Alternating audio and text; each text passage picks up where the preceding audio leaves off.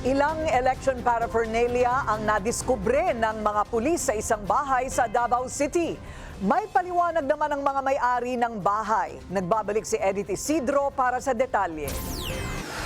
Tumambad ang ilang mga gamit ng COMELEC para sa eleksyon. Nang inspeksyonin ng mga pulis ang isang bahay sa Barangay Buhangin, Davao City, bunsod ng pagdulog ng isang barangay official sa mga otoridad.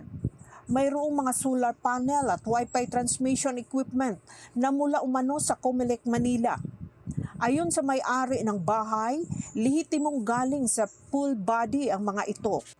Sila raw ang nanalo sa bidding para magsilbing storage provider o pansamantalang imbakan ng mga gamit para sa nalalapit na halalan. Dagdag pa niya, ipinamahagi ng mga ito sa mga barangay sa Davao Region.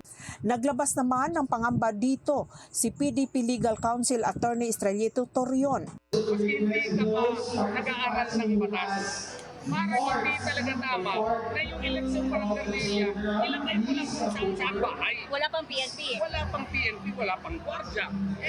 Open to all possibilities. Dagdag pa ni Torion, dapat mas maging maingat ang COMELEC, lalo na't may mga nagdududa sa election process. Nababahala rin ang United Moro and Indigenous Peoples Movement. Sa isang pahayag, sinabi nito na ang insidente ay seryosong banta sa democratic process.